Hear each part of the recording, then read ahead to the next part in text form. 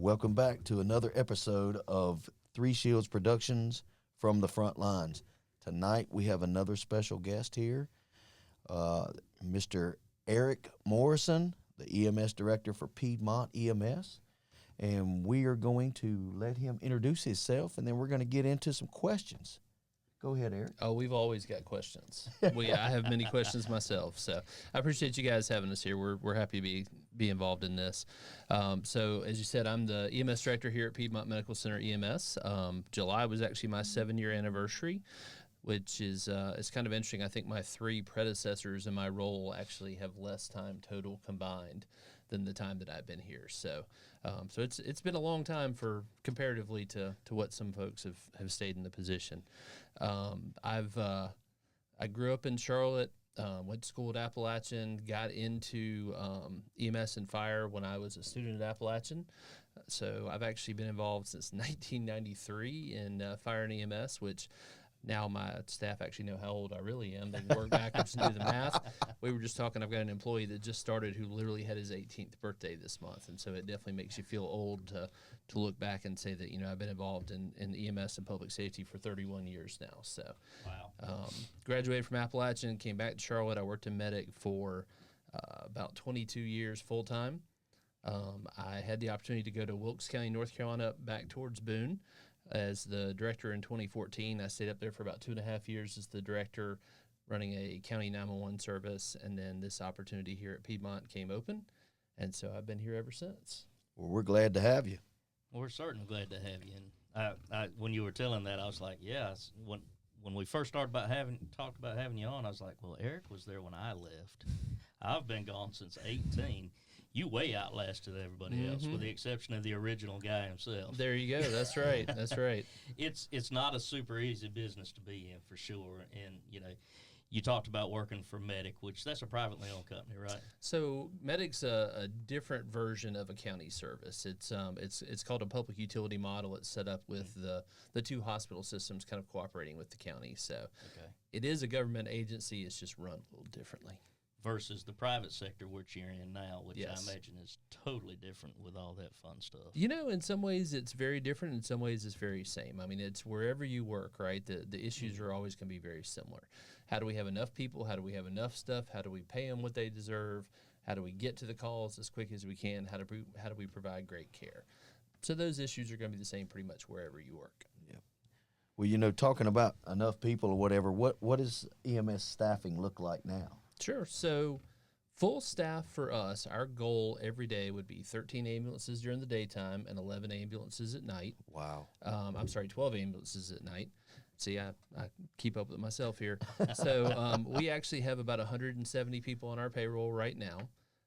We probably have about 15 vacancies. We'd like to have some more folks, especially full-time, to continue filling those positions. We see a lot of particularly EMTs that are coming out of school looking to get into the field, which is fantastic, right? To see those new folks, they're excited, they're fresh to the field, they've got a lot to learn, but they bring a lot to the job too. So we're always looking and recruiting for new folks to join the team. Excellent. So when you talk about staffing, what kind of people are you looking for? Are you looking for like the brand new EMT? Are you looking for the seasoned medic that's come from a really, really busy system that's looking to slow down? I know, saying slow down at Piedmont isn't necessarily the thing. Right. No, you probably just jinxed them tonight. Probably. Oh, Appreciate that. Listen, we've been jinxed this year, so don't feel bad. So Mike must have cursed us a while back and we didn't know it.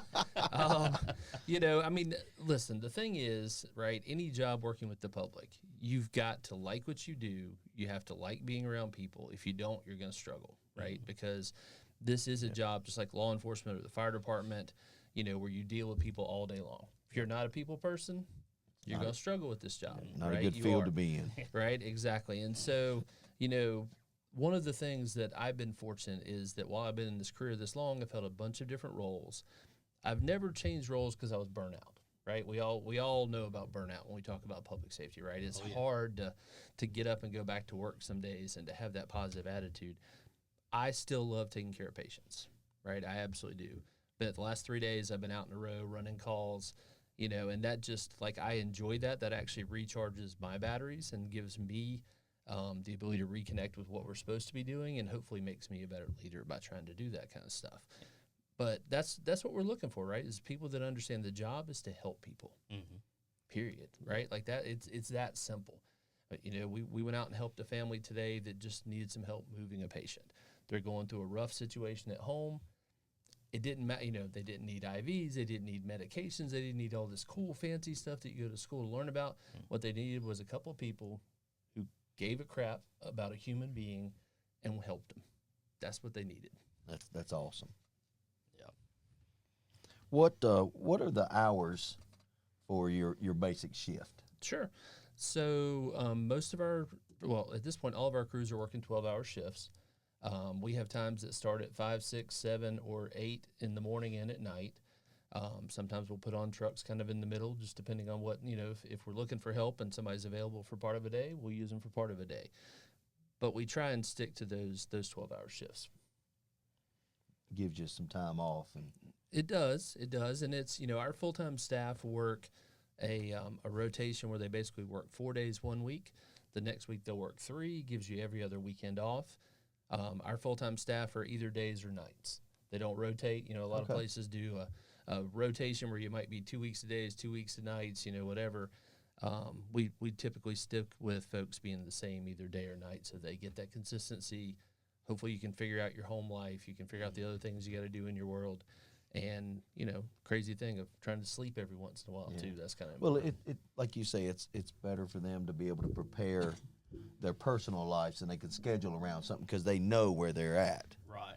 So. And it sounds like, you can pretty much cover for anybody. I mean, you got a shift that starts at 8, so the mom that has to drop her youngin' off at school. Yep. That's right. Yep. You got that covered, plus the older guy that just says, you know what, I don't feel like working past dark. Yep. Yeah. And it's funny because, like I say, with 170 employees, we really do have people that range from one end of the spectrum to the other. Like I said, we've got a young guy that just started that's 18 years and like 10 days, and just started this week.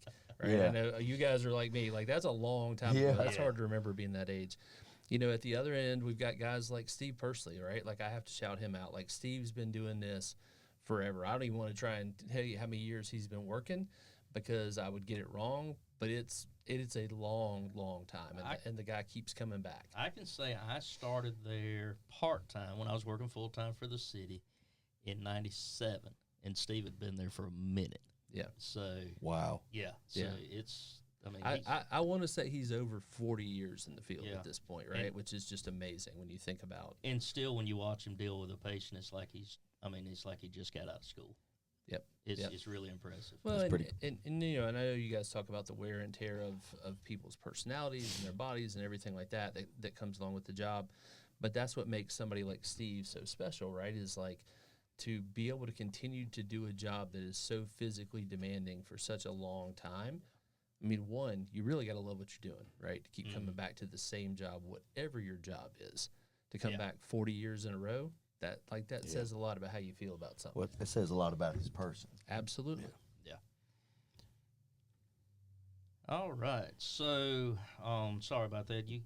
Chris looked up at me. I thought he was going to. I couldn't remember whose turn it was. I apologize. Anyway, so you're looking at your new person coming in versus your person that comes in with experience. How does the pay scale work? Do you guys do it? Is it a base pay, or do they figure kind of based on experience? Right. So experience really does figure into it.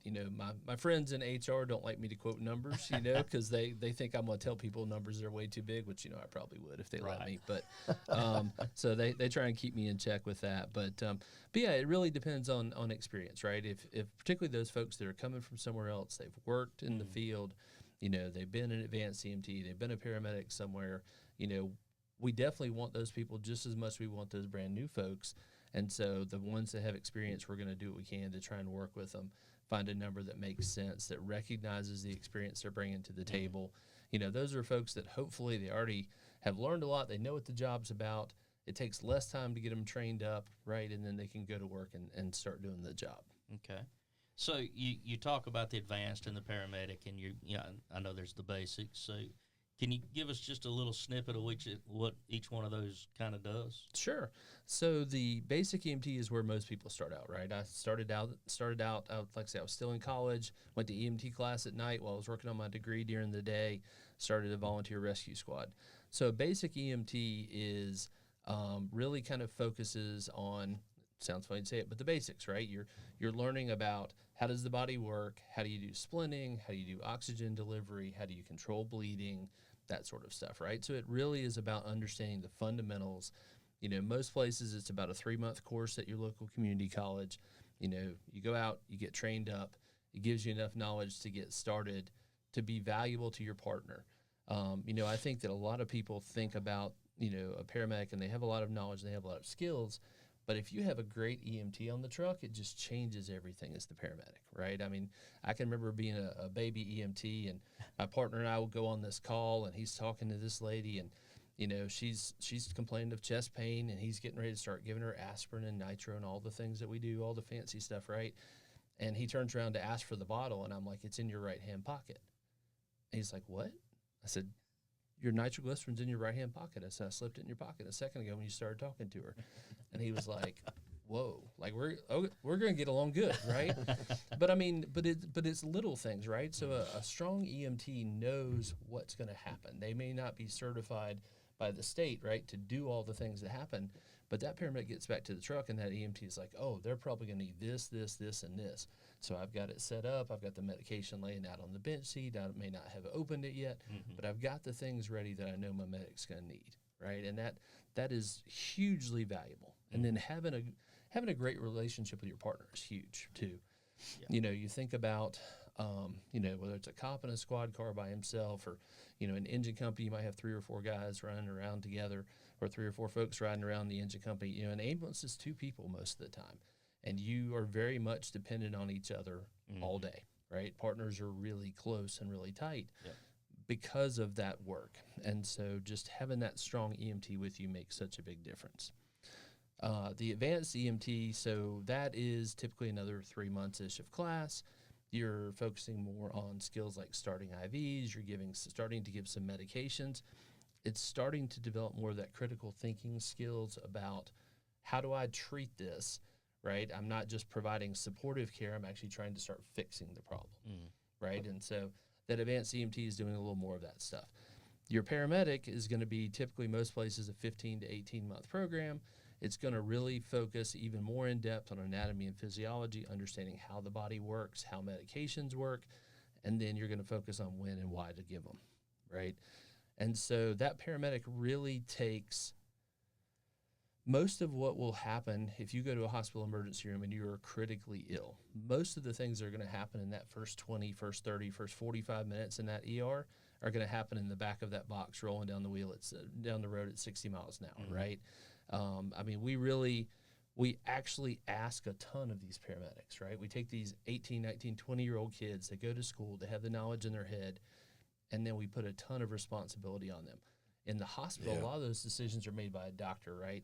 They're in their early 30s, they've been in school for 10 or 15 years, they've done these residencies, you know, and a paramedic is out there by themselves. They're walking a tightrope, doing the best they can with the knowledge they have. Hopefully we've equipped them right, we've taught them right. They know what they need to know, and they're going to make the right decisions for the patient. So it is an amazing and a scary job all at the same time, right? It's one of the best things I've ever done in my life, right, is to go into this field. And so, you know, I think you see these paramedics, and they don't get recognized enough for what they really do that makes a difference in people's lives. Yeah. And, you know, that's one thing that we talked about it a couple of different times that, you know, I've never heard them call a police officer a police car driver or anything like that. So, you know, we're trying to educate the folks on the fact that they're not just somebody driving a truck to a scene and scooping people up and throwing them in. There's a lot of things that are going on in the back of that truck that people don't ever see. Yep. People don't realize they do. And sometimes at highway speeds. Yes. Right. You know, that's another task in itself. You know, just it's a whole different world when you're back there by yourself. You know, you think about a critical patient in an emergency room, right? And so they've got 2 or 3 nurses around them. They've got the doctor in there. Maybe there's respiratory in there. That paramedic is doing the work of all of those people sometimes literally by themselves in the back of the ambulance, jumping from side to side of the patient while you're moving down the road, trying to start IVs while you're moving, giving medications, you're calculating drug doses in your head. Like it's a lot, right? It really is a lot to happen. Yeah, I had a partner one time that couldn't start an IV sitting still, but if we're going 60 miles an hour down the bumpy No problem. backwoods road, then no problem. Yep. That sounds about right. Yeah, and that's the one thing we forgot. We are in South Carolina with our roads. That is true. You know that. Yes. Well, it's those square wheels on the ambulances. Yeah. Too. They make it a I little don't know rougher why. some days. I don't know why y'all's fleet guy won't order round tires. I know. We keep working on him about that. The square ones last a little longer. Well, that is true. That's what They're cheaper. So, yeah. So you know, we talk a lot earlier about, you know, going to school, getting all the knowledge to be able to come out and do this job. What type of training do they have that they're required to do out after they get hired and they come to work for you? How many hours do y'all require them to do, and is there certain training? One of the things we try and do is make sure that we're giving our staff that training, right? Some places your training is on your own to keep up your certification. Wow. So we'll bring you in, you know, on paid time to do your training. We're doing in-service this month. We're training on a number of topics. But, you know, typically we bring them in 9 to 10 months out of the year. We'll come in for like a 3-hour day, have very specific topics. And the topics that we're covering are the same things you need to renew your credentials. So your national registry expires every 2 years, which we have to have in South Carolina. And then our South Carolina certification expires every 4 years. And so both of them have requirements of how many hours you have to learn about, you know, driving operations, how many about elderly patients, how many about respiratory problems, cardiac problems, all that kind of stuff. And so we really do try and focus on that. You know, and then on top of that, we really, you know, I'm passionate about trying to be as prepared as we can be. So, you know, we try and be involved in, you know, the active shooter incidents that are going on around town in terms of training. You know, we were involved in a full-scale exercise last year in Fort Mill at the high school. We've done a couple of days this year with Rock Hill PD. I think it's just really important for the staff to have a better understanding of those incidents, right? We hope they will go their entire career and never once actually have to respond to an incident like that, right?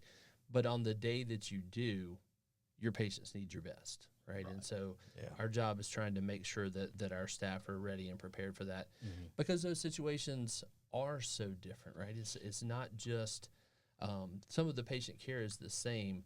The situation is incredibly stressful. Everything about that is different. And then on a regular basis, most of the time, right, it's one patient, one ambulance, one paramedic. You're taking care of that patient, you're going to the hospital. When you get involved in these mass casualty incidents, you may have one paramedic in the back of the truck with 3 patients or 4 patients, and so your priorities change. You're trying to do the most important things, not necessarily the most things. Right. That's one thing that we really wanted to bring out is the fact that they don't just come to work, clock in, clock out, and go home. You know, there's a lot of extras that go on along with that. So that's one thing we really wanted to bring attention to is, you know, just like pretty much anybody in emergency services, there's some sort of continuing education that's going on. That's right. Yep. So, what about like your call volume and stuff like that? Do you got any rough numbers on the kind, like you said, your crews are working 12-hour shifts. Yep. So what kind of calls are these folks running? You know, that's the thing about EMS is that we literally run everything, right? I mean, you know, and like I said, we always joke about it, but it's very true. I mean, you know, the call I went to today was, you know, a family that had been told by hospice to call us to help move a patient, you know, onto a hospital bed. And of course, we're happy to help them. It's taking care of people. You know, we were able to do it. And so you have everything from something like that requires no medical skill, but a little bit of compassion, right? Up to the cardiac arrest, the shootings, the pin-ins, and literally everything in between. You know, I think anybody knows has tried to get a doctor's appointment since COVID, right? Healthcare in the larger sense has changed and is broken since COVID, right? You can't get in to see your regular doctor for 3 months, right? You're out of your high blood pressure pill. You can't get in there, or you can't afford it, right? Because pricing has gone up on stuff. And so what happens? People start halving their pills. They don't take their pills. Blood pressure goes up, starts causing symptoms, right? So we see a lot of patients who have chronic medical problems that maybe don't have the means to take care of themselves the way that that they wish they could and the way we wish they could to prevent some of that. But we also see a lot of the other things that are broken in the communities, right? The mental health support, right, is a challenge for everywhere in the country. Every time I talk to paramedics from other places, everybody's running into the same issues. And so we see lots of patients who are in mental health crisis, right? Because there are a lot of people trying to do good and trying to do the right thing. The structure is still difficult, right? It's still hard to provide all of those services. And so you have patients that might be in crisis, they might be having suicidal thoughts, and so there's a lot of time that we're dealing with folks that either it's substance abuse involved or mental health challenges that are kind of bringing them to us, and then of course those patients end up in the ER. So much like us, the ERs end up with this really wide range of people, a lot of whom don't need the medical care as much as they need the support services and the social services behind the scene. Okay. There's a question we wanted to ask, and I know it's a lot. It's on a lot of. Sounds like a build-up already. Yeah, no. I'm already worried. And I hear it. I know Mike's heard it too. But they ride by and they see an ambulance sitting in a parking lot, a vacant parking lot, and I know the community's like, what are they doing? Why are they sitting there? So we want to give you the opportunity, because me and Mike know what they're doing, but give you the opportunity to explain to them so that they know that they are working. Right. So, technology is pretty amazing sometimes, right? And we've gotten to a place where we can carry so much with us on our phone. We've gotten used to it and a little complacent about it. So one of the things with ambulances for a long time in this area that we have used is a system called Marvelous. It allows us to track the physical ambulance and see where the vehicle is. So if you think about a fire station, right? Typically, there are lots of fire stations, right? Those trucks stay in that station. They're coming from that point, right? The original intention of a fire department was to protect people who live in buildings, right? And so the buildings never move, so the trucks don't have to move. With ambulances, right, we're all about the people. Well, the people move, right? They come into town during the day and work. They go back out to their homes at night. They come into Charlotte. They go out of Charlotte. They come into Rock Hill. So they're moving around all the time. So what happens is that we may start the day with those 13 ambulances we talked about. Within 5 minutes, 10 people decide they need an ambulance right now, right? And so those 10 ambulances go out on their calls.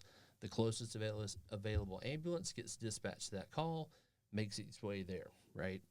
The other ambulances that are still available, life would be easier for those crews, right, if they could just sit on the couch in that station up until the moment they're needed. Because of how we have to operate, though, what we're going to do is we're going to move those crews. We're going to start them towards what we call a posting location. So it might be a street corner in some cases. In some cases, it could be another station. The idea is, how do you take those 3 or 4 or 6 or however many trucks they are, distribute them across a 700 square mile area is huge when you really think about it.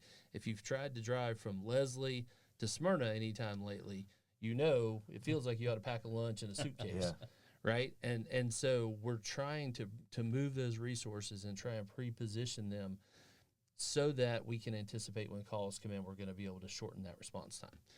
What's really cool about the software is the software looks back over time. And it says at 3 o'clock on a Tuesday afternoon for the last 26 weeks, calls most likely come in these areas. And so it kind of gives us some recommendations. It's software. It's trying. It's doing its best to predict.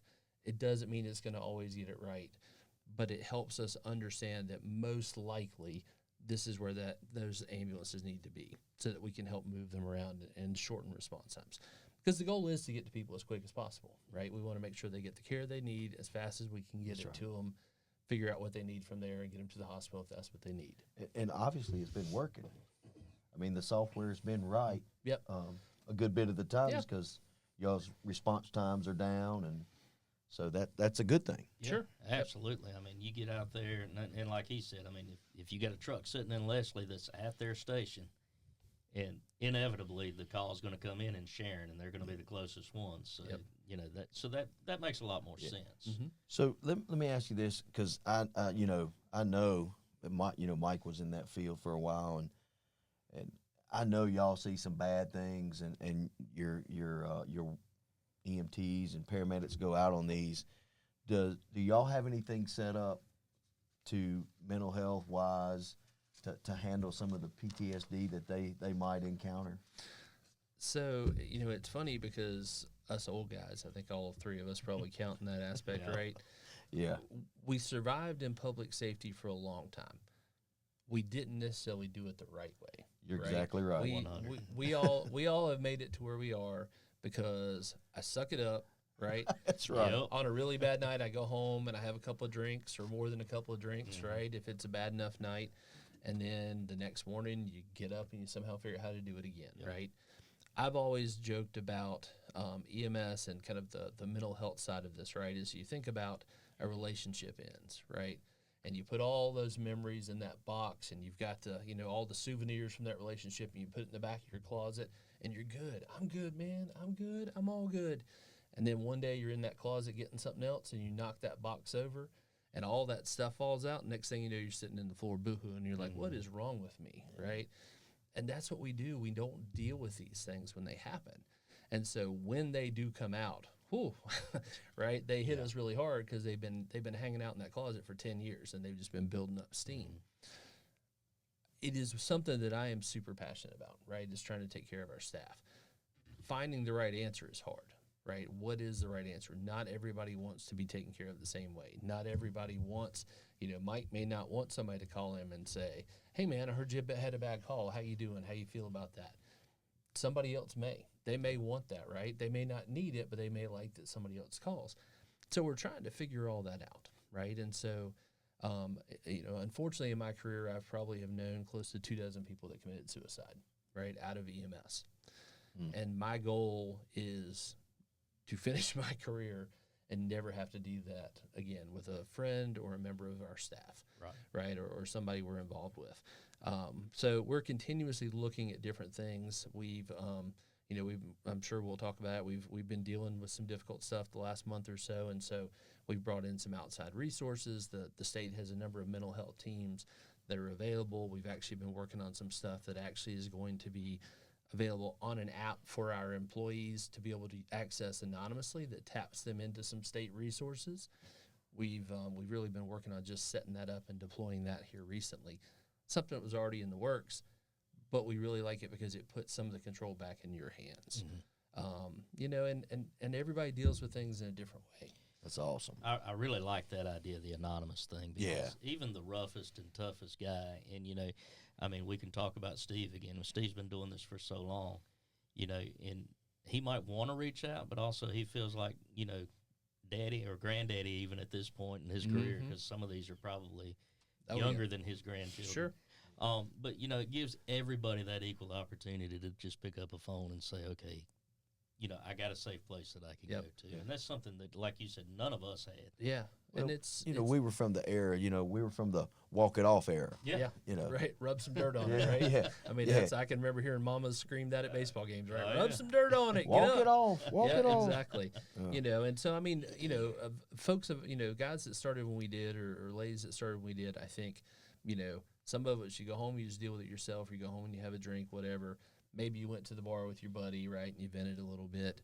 Our employees expect more of us than that now, right? I mean, what we did wasn't great. How many people that you started out with are still in the job, right? And it's probably very few. It is. Right? I mean, people get out of the job, and it's not always because they don't love what they do, right? But it's just the wear and tear mentally and emotionally plays havoc on your relationships. It plays havoc on your family. I mean, my kids, I think I've had 2 snow days with them their entire life. Not that we seem to see much snow anymore, right? But, I think twice I've ever been able to stay at home with them on a snow day because of just working the job. And when it snowed, that meant we needed more people, or I had a different role. I was doing media stuff for a while. And those are days I'd have to go into work. And so I just missed all that time with my kids. Yeah. And that is hard, right? If you care about your family, that's hard to leave them on holidays. Oh, yeah. At night, miss school plays, all those things. That's right. And I couldn't tell you the amount of holidays and whatnot that we've probably all missed. It's just crazy. People don't think about that. The bad weather, there has to be more of us, not less. Yep. You know, in the holidays, Right. a lot of times, really on the holidays, there has to be more of us, not less. And most of your families had to adjust celebrating holidays because that was your time off. Yep. Yeah. That's something we've never done well, and it's something I try and remember. Right, when I get a chance to meet somebody's family, is trying to think about that idea of thanking them, because they're as much a part of this as the employees That's right. are. Yeah. Because if they didn't put up with you coming to work at a crazy job like this, then you couldn't do it. That's You know? for sure. Yeah. I'm going to skip over the next one we had on the list for a second, but I want to talk to you a little bit about COVID because, like you said, you've been in this a long time. That's right around the time that I got lucky and I was kind of on the way out. But I do know that before I left, that we had an employee over there that actually I think was one of the very first cases around York County.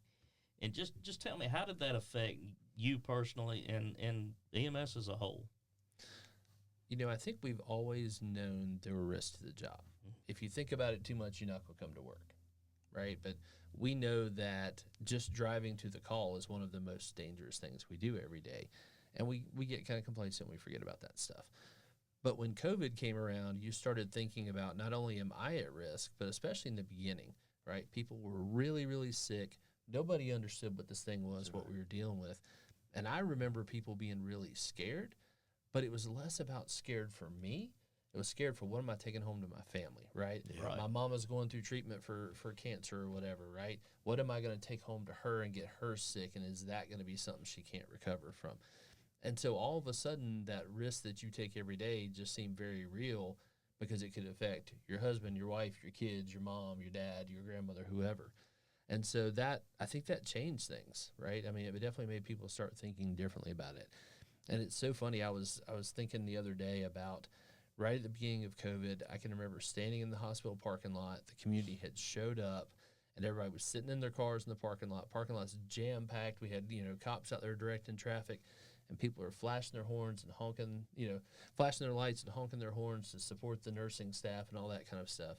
And you just think, man, like, that didn't last long, right? Yeah. It really didn't. And people are impatient. We all are human, but you see that a lot in healthcare right now is that people I think people feel isolated. A lot of our kids lost a year or 2 years in school and sitting with their peers. Maybe they didn't learn some of the stuff that they should have learned, but it has a lot of effects. We also saw we talked earlier about people not being able to take care of chronic conditions. Well, if your doctor's office wouldn't see patients for 3 months, right? Yeah. And, a lot of times they won't call you in a refill for your medication if they don't see you. That could put some folks in a bad spot, right? And so I think a lot of people are still dealing with some of the after effects of that. They're dealing with the after effects of having been sick. We had patients that were intubated that spent, weeks, breathing through, with a tube breathing for them, machine breathing for them, on these ventilators in the ICU, who then come out, they've survived, but there's lots of after effects that affect them. I think, people I'm sure saw news stories about Pearl. We love Pearl, right? Pearl was one of the first really serious patients that we had here in Rock Hill. She got sick at work. She was taking care of a cardiac arrest patient. She was down doing her job. She was exposed. A week and a half later, she gets sick, ends up in the hospital, spends most of a month there, and then multiple weeks in a rehab facility afterwards trying to recover. And that's just a different impact to that job, right? Yeah. I mean, it's to think about something bad happening to me on the job is different than getting sick from it. Yeah. And also, when they're starting to get sick, the ones that are taking care of us are getting sick. That affects staffing. Mm-hmm. And now and all that trickles back. Right. And I think too at the beginning of COVID, right? If you were sick, you'd be out for 10 to 14 days. That's right. And it wouldn't take long because you and I are sitting in the front seat of the ambulance together, breathing in the same air. Mm-hmm. If I get sick, you're getting sick. If you get sick, I'm getting sick, right? We're going to take it home to our families too. And so we really did see a lot of that where we would lose people for a period of time. I'll tell you, we were very supportive. Our CEO at the time, you guys all remember, N95 masks were scarce. You could not find them. Right. They were pulling expired masks out of national storage sites, and ignore the dry rot. It'll be fine, right? Yeah. Go ahead and wear these. And even when we were super difficult to get our hands on those. I have to say, the hospital supported us, right? So when everybody else was having to reuse masks, we had an allotment so that every employee could have used up to 3 masks a day if that's what we needed to do to make sure that our team stayed safe. Like, they took it that seriously. That's awesome. We went out and bought great. some other masks that were even more advanced. Like, we really invested in making sure that our staff was safe.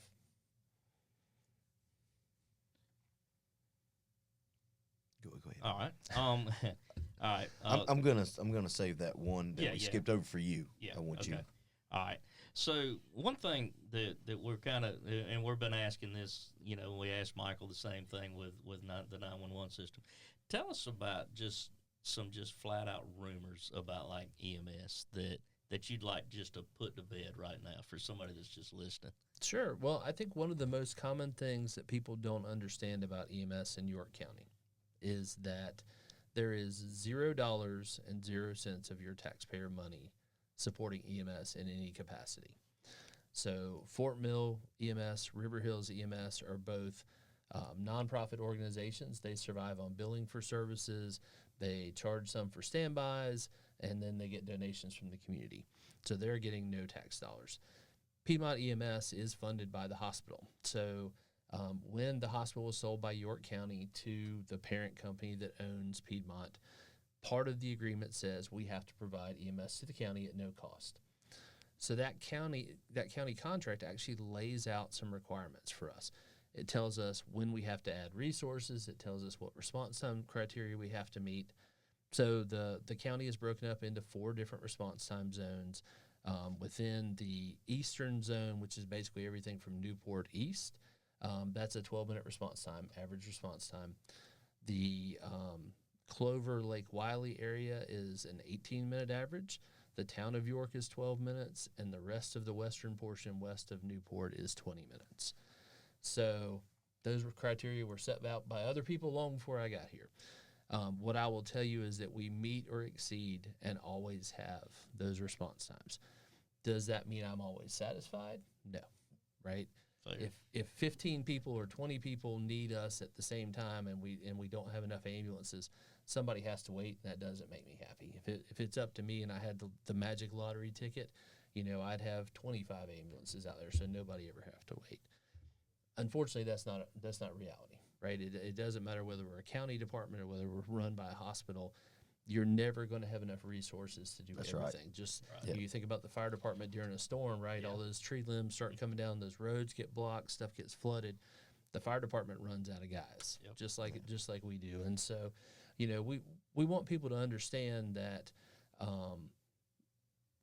there are guidelines that we have to meet, right? There's people looking at performance of that. We are meeting or exceeding those contract performance pieces. But again, that's not enough for me. Like, I always want to try and do more. I want us to get to patients as quickly as we can every time. Excellent. Well, let's go back to that hard question. All Mike. right. So, Wait, we hadn't hit the hard one yet? No, sir. Oh, man. So we did, you know, anybody that's on Facebook and following us has probably seen somebody put up some sort of tribute to an employee that you guys lost. And we just wanted to bring attention to Miss Chelsea Jackson, who you guys lost, a couple weeks ago? It's been just over 5 weeks. Hard to believe it's been that long already.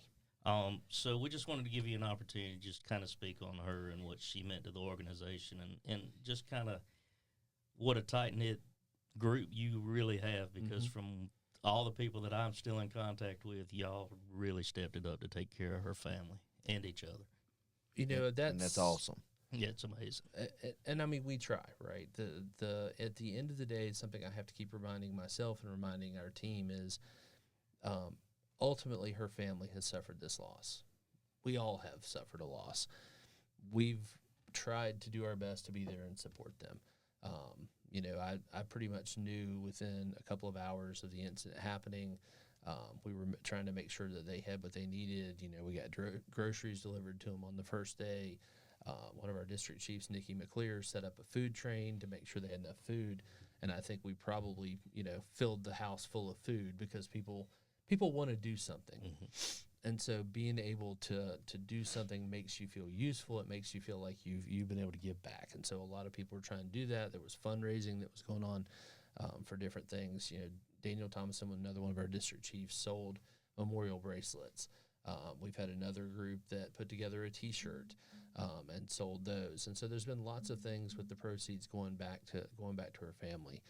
But you know, at the end of the day, all of that is awesome. But the family's lost somebody they care about. Right. Our team has lost a member of the team. And, you know, I often talk about us, we are a dysfunctional family.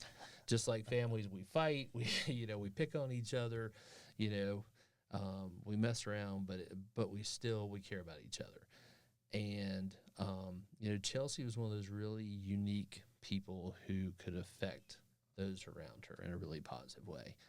One of the things that makes me super happy is not too long before the accident, before she passed away, she got a thank you letter from a patient, right? And part of public safety, we all know, is I think people genuinely appreciate what we do. They very rarely say it, right? Mm-hmm. They don't remember after the fact to send an email, send a thank you card, right? I think they genuinely believe, that what we do is great and they appreciate it. They just don't tell people that. And so I think, like most of us, Chelsea had very few opportunities to hear that. You hear it in the moment. You know that, you walked into somebody's living room. It's the worst day of their life, and you make them laugh. You make them a little less scared. You make them feel a little bit better. And so you get that reward in the moment, but that's kind of all there is to it. And so Chelsea got a thank you card from a patient that she had taken care of. And so the week before she passed away, we were able to give her that thank you card. She got one of our challenge coins that we use to recognize employees when they've done something good. And she was super excited about it. I remember her posting that on Facebook. And, when things happened, that moment just really stuck with me because, I knew that in that last week, but before something happened, that she understood that people appreciated her and they appreciated her job. And they appreciated the sacrifices she made by coming to work in a job like this. So Chelsea, certainly we won't replace her, right? I mean, she was an incredible individual. People, talk about her caring and her compassion and her ability to make people smile, to make an impact on their life. I know her family is devastated. Her work partner is devastated. All of our team is, but at the end of the day, we keep doing what we have always done, right? The tones go off, and we go. We answer that call. And we do, and that is how we also honor her, right? Because Chelsea loved taking care of people and making things better. Mm-hmm. So showing up and doing that is the best legacy we've got to remember her by. And that's one thing that I have found a little strange is that, yes, when things happen to people, they always, you only hear the best. But I have never, since the young lady came to work with you guys, nothing but good. And that was amazing in itself. And that's cool. Our hearts go out to you and your organization. Yes, they for do. sure.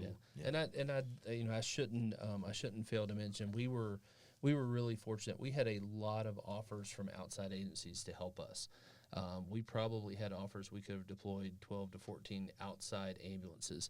Over the years, it's something that matters to me. I've taken ambulances and strike teams to other systems when they've had deaths, and kind of paid it forward. And I think a lot of that came back to us. And so the day of the funeral, many of our staff chose to stay at work. Some of them wanted to be off and to go to the funeral, and some of them were already off. We were able to have other employees step up to come into work, so those people that wanted to get off could get off work. We could make those shift changes, let them go to the funeral. We had people off duty come to the funeral. And then we actually, we had so many of our employees who were willing to be part of that day and to help with that day. We actually only ended up bringing in 4 outside ambulances, but it actually let us deploy a total of 15 ambulances during that time period. So we had an ambulance from Medic, from Gaston EMS. We had an ambulance from Chester County EMS and from Lancaster County EMS. Wow. And That's so awesome. the support of those agencies, right, really made a difference. And we were able to go above and beyond. We added some additional QRVs in the system that day.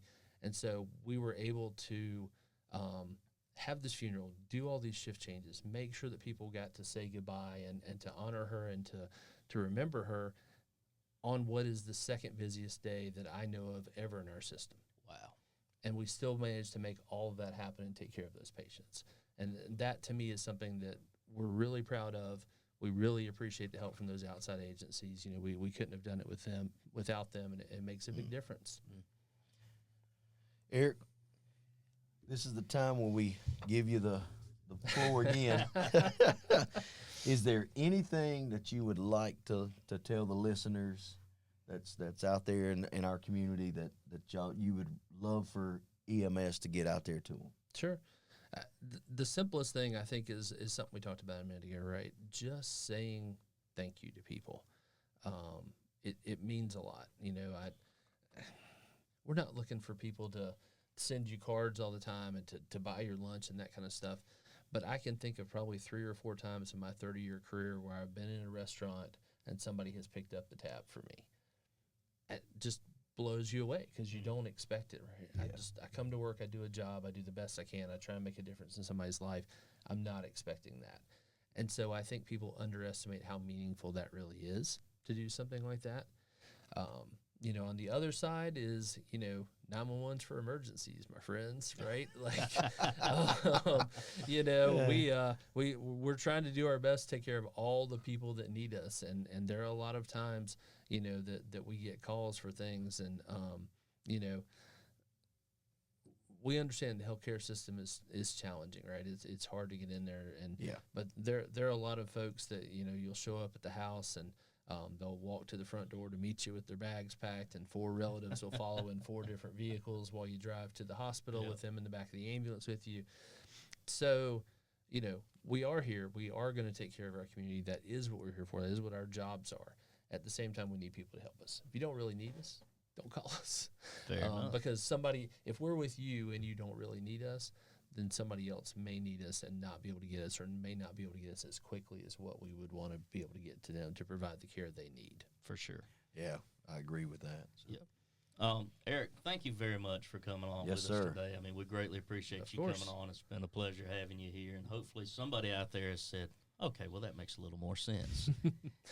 I think I did at one point when something you said. I mean, and I don't even work there anymore. So anyway, I figured there'd be a lot of those things with you, Mike. Well, you know, that's a blessing that he don't work there no more for you.